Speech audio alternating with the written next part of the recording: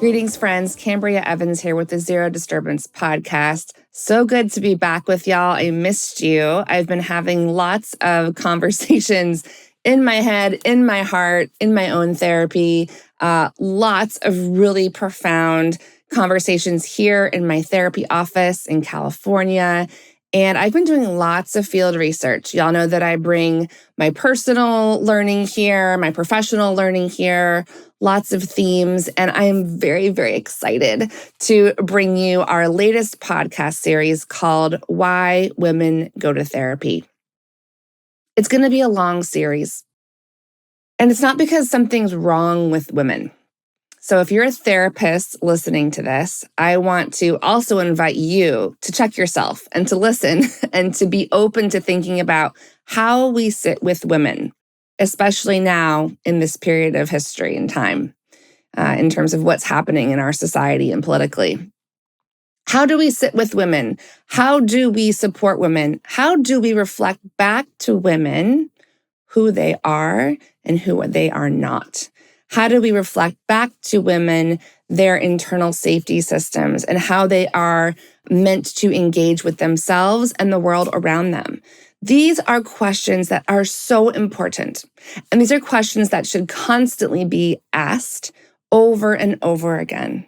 Because a lot of what we were trained in graduate school was theories and frameworks given to us by old white guys. And they gave them to us from 100 years ago, from 75 years ago. So we as a therapeutic community, it's really our responsibility to make sure that we are updating ourselves with what makes more sense now, that we understand feminism, neuroscience, and that we are a person in the world who wants to do the right thing. Y'all know how I feel about the DSM, and again, probably created by a bunch of old white men. And I think that a lot of us as therapists are trained to utilize the DSM to give women diagnoses in the therapeutic space. And I will be talking about that in this series and my feelings about that and the impact, positive and traumatic, that can have on women when they do go to therapy and when they think about themselves and when they form their sense of self in the therapeutic space. So lots to uncover, lots to talk about here. I'm very, very excited about all of this. You know, as a woman, I will be bringing a lot of my own personal experience here. For those of you who are in my personal life, know that everything is up for content on the podcast and in a lot of the courses and workbooks that I do create for both therapists and clients. Obviously, everyone's confidentiality will be protected. But I am excited to bring more of myself to this space because as a woman who's about to be 45, who has formed a career, who has gotten educated as best I can, who has sat with thousands and thousands and thousands of hours with other women here in the EMDR and brain spotting space, I'm just excited. I'm just excited to tell y'all what I have figured out. I'm excited to share questions with you that I don't have the answers to quite yet. But there's a lot of attention right now around what women need. And I'm just so excited to be part of that conversation. So with all that being said, I want to first, before we dive into all the topics in this series, let you know that first and foremost, when any woman comes and meets with me, really about any topic area, whether it's divorce, whether it's narcissistic abuse, whether it's parenting, whether it's just identity or self-esteem or body image, any of that, right? Dating. I always want to do one thing first. And if you are a clinician listening to this, I am inviting you to utilize this as well. If you are a client in therapy whose therapist maybe does not do this, feel free to share this episode with them because this really is the scaffolding where I do all my case conceptualization. So y'all have heard of attachment theory. We've talked about it before on the podcast. So this was created by a man a very, very long time ago in the 1900s. So attachment theory has taught us that as a baby, we are meant to attach to a caregiver. And that caregiver is kind of our primary blueprint for how we experience all relationships in our life. So for those of us who had a securely attached connection with our early primary caregiver or caregivers, we typically can show up in the world with a sense of safety and confidence and ability to explore and learn and be curious, right? Here's what's so interesting to me when we talk about attachment theory as adults. Yes, we have that programming inside of us from when we were a baby, right? And for any therapist who's taken any kind of parts work training or done IFS, internal family systems, we know that there are many parts of self, that there are lots of younger parts of self inside of us.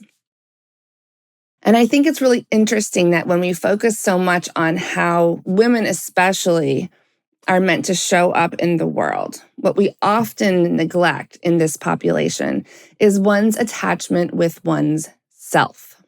What do I mean by that? Let's say I have a client coming in and she wants to talk about her relationship with her partner. Let's say she's talking about her attachment style as being anxiously attached or avoidantly attached or securely attached to her external person outside of herself. And what I like to do with women especially is to help them understand that when we think about attachment, we have to think about attachment externally in our outside relationships, but also internally. How do we attach to ourselves? What is our relationship with ourselves? Is it anxious? Do we anxiously try to attach inside of ourselves, like with a cadence of panic or fear or hesitation? Do we avoid ourselves? Are we avoidantly attached to parts of us, right? Do we not want to look at that? Does that go over here? Do we dissociate from that? Or is there a secure, integrated attachment inside of us that really allows us to attach to others? Now, this is how I think about working with anyone that comes into my practice, but especially women. And the reason why this is so important for women is because we are literally taught and programmed to detach from ourselves from the minute we're born. Why is that? Women are often taught that we are the caretakers. Women are often taught that we are supposed to kind of read the room, not just for regulating other people's emotions, but for safety. And because women are taught to think about how they look to other people, specifically men, how they show up, how they perform, all these things, they're so externalized, right?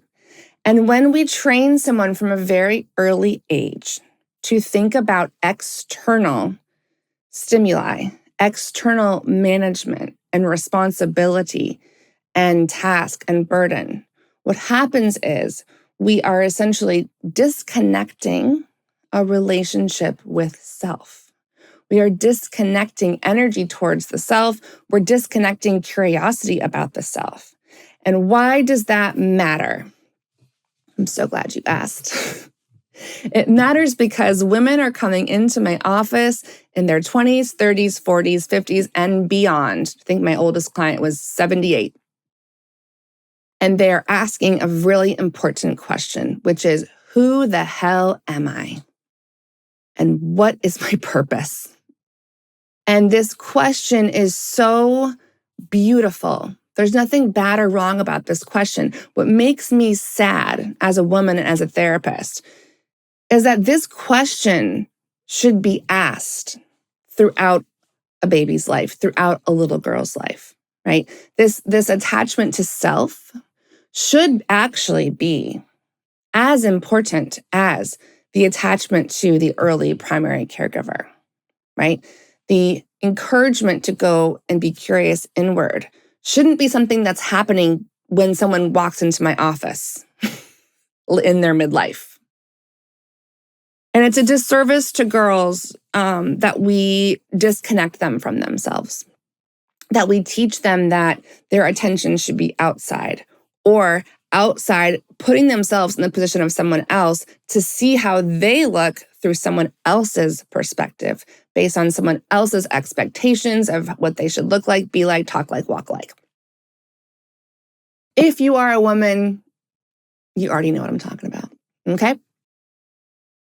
So I'm not saying this doesn't happen for men in some ways, but this series is not about men. The series is about women.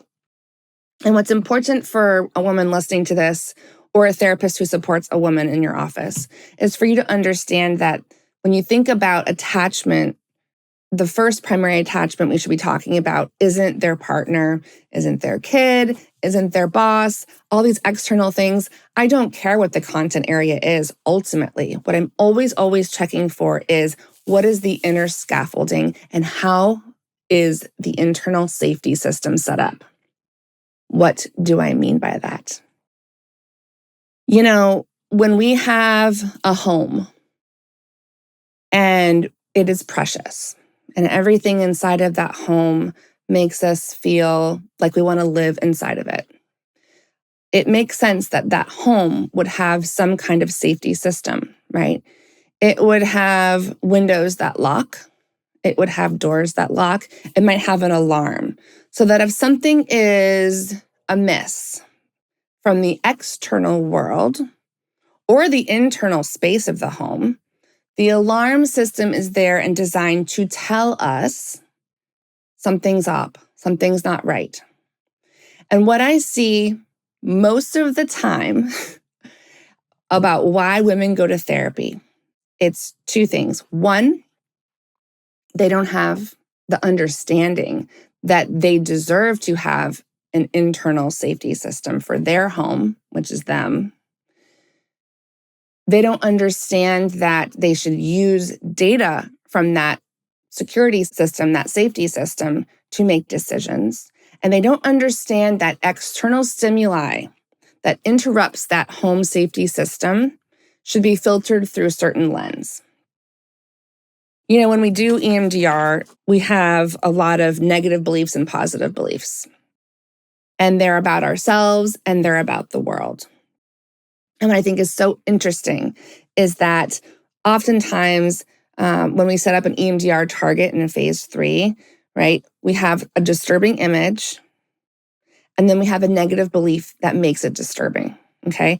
Now, if y'all are curious about this and want to geek out about it, I have an opt-in. You can do it as a client or a therapist on the website, and you can actually go do a beliefs inventory assessment. So you can actually see where you fall with all of these beliefs we use for EMDR, and it's free. And we'll get you on the mailing list. So negative beliefs and positive beliefs, right? We try to take our clients from a place of like, I am in danger to I am safe now, right? Or from I am bad to I am good. Or I am powerless to I am powerful, okay?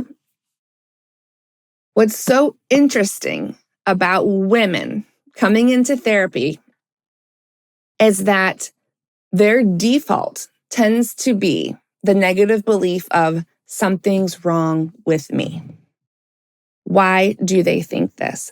They think this because they don't know that the feelings inside of them, right? The DSM diagnosable feelings of anxiety, depression, right? They don't understand oftentimes that these feelings, these emotions are actually information from their safety system that something's not right outside. And something outside that's not right doesn't feel good to their home. But because they don't know that they're supposed to attach to themselves as a source of safety and trust and support and love, because they don't know, right, that they're supposed to have an internal safety system that they can actually trust, a lot of the information that comes from our internal safety system is completely bypassed. It's ignored. It's almost like it doesn't exist. What do I mean by that? A lot of us are taught to disconnect from our bodies. If we are told from the moment we're born that our bodies are too skinny or too fat or not tall enough or too slutty or too modest or whatever, we are constantly told something's not right, something's wrong with me.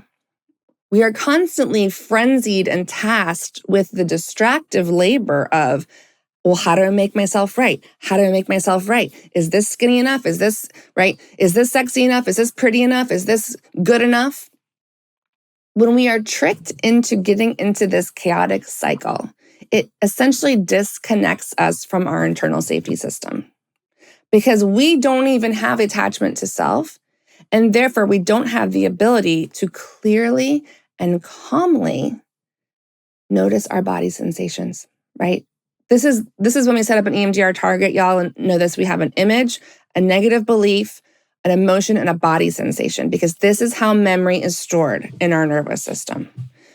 Women who are disconnected from their own bodies are missing a huge piece of data that has powerful information inside of it. Very powerful information inside of it, right?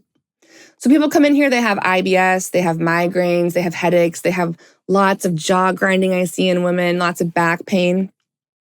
Our bodies are yelling at us. Our bodies are yelling at us because our alarm system's going off. Because our deep intuitive alarm system knows you're not supposed to do all the shit you think you're supposed to do. You're not supposed to be able to work full time and be a mom and do this and be a wife and da-da-da. That's not possible. And what's so cool is that a part of us already knows this, because once I zoom out with clients, they're like, oh yeah, that doesn't make any sense. Why did I think I was supposed to be able to do all that? It's because we're disconnected from our attachment with ourselves, and we're disconnected from our bodies. And even if we're not fully disconnected from our bodies, we don't understand how to read our body sensations, because our default programming is something's wrong with me. Not, hey, my internal alarm system's going off because this is not okay. This external stuff is not okay. And my alarm system's actually helpful. And this is the biggest trick of it all, really, with the DSM. That's why I think it's trash mostly, is the DSM actually tells us that most of the time something's wrong with us. So now that we know that, what do we do with that? I also want to say that the same is true for our emotions, okay? Women are deeply intuitive and emotional. And it breaks my heart every time I have a woman in here tell me, I'm too sensitive, I'm too emotional. What does that even mean? Okay, again, going back to an EMDR target, image, belief, emotion, body sensation. Guess what? Your emotions are very, very powerful because they are full of data. Your sadness tells you that this relationship is toxic. You got to go. You got to leave, right? Your anger, that women are also told is bad. We'll get to that in a later episode. Your anger is so important because your anger tells you that you are protecting something precious, right? You're protecting something precious. All of our emotions, and there's a lot of them on the feelings wheel, have information in them that tells us something about what we need to do next, right? If I'm told I'm too sensitive or I'm too emotional, what that does is it disconnects me from part of my internal safety system. It's like taking me out at the knees. It's like, go ahead and walk around, but you're going to have to do it on your kneecaps now, right? Emotions and body sensations are where everything is stored. That's the gold. People come into my office to do EMDR with me. I think I've done over 10,000 or 15,000 EMDR sessions. I've stopped counting over the last 10 years. And people can talk all they want. They can do all the cognitive, That's fine. The good stuff, the young stuff, where everything was stored and programmed under 5 years old and generalized to every content area, it's all in your body. It's all in your emotions. The content's the content. That's fine. It's not wrong or bad. I am deeply interested if you want to get quick healing in your body sensations and in your emotions and moving those. And that is often where talk therapy slows people down or doesn't get them there at all. Right? And so for women to come in here and say to me, I'm too sensitive, I'm too emotional, I'm not connected to my body, I've been disconnected from my body, I've been disconnected from my emotions by the external world, right? We can call it the patriarchy. Sure, why not? Okay. But once women realize, working with me, that they have been disconnected from these powerful sources of information, when I see that pivot, ooh, it is gorgeous. It is a gorgeous pivot to watch a woman decide, wait a minute, what bullshit was I just living in? Hold on a second. Let me go ahead and actually feel my body sensations and use them as information. Let me go ahead and believe my emotions and stop not trusting myself and trusting somebody else who doesn't even live in my life or in my body. Why am I doing that? Because we've been trained to attach and externalize and abandon ourselves and not even understand that we deserve an internal safety system, right? Realizing this is probably the most powerful thing we can start to do as a woman in therapy, as a woman in the world. It's one of the most powerful things we can give our daughters and also teach our sons, right? I was trying to teach my kids how my twins, y'all, are going to be 9 this year. What a rush. We'll talk about parenting later in the series too. I was teaching them, because they were stuffy, they were sick over the winter quite a bit. And I was teaching them how, because they can't smell, things taste different. And I was teaching them how our sense of smell and our sense of taste are so deeply connected to each other. And the reason why that is by this beautiful design, right? If you smell something gross and you push away because it's disgusting, your body has a built-in protection system to keep you safe, right? And then, of course, my son, Jack, is like, oh, yeah, if I couldn't smell poop, maybe I would try to taste it. If I couldn't smell how gross it was and push away with disgust, because disgust is there to protect us, right? It kind of smushes our face up. We kind of push back. If I couldn't smell it and I tasted it, I might get really, really sick. And y'all, this is the perfect example of what happens when women are cut off from their own body sensations, senses, and emotions, right?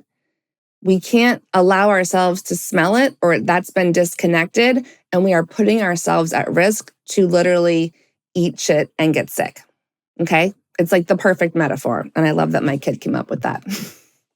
So in this series, we're talking about a lot of topics that are specific, right? Like I said, divorce, marriage, narcissistic abuse, financial decisions, parenting, career, what it means to be a woman in community, what it means to be a woman who is an elder and to take your position in that place.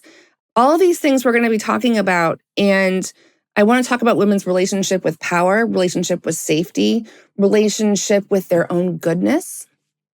If you're curious about where you are on those things, you're welcome. Like I said, we have a inventory you can use, and it's when you just opt in, you get it. It's like a bunch of free resources. You can go ahead and try them on and see how they feel for you to get a sense of what I'm talking about if you want to do a deeper dive for yourself.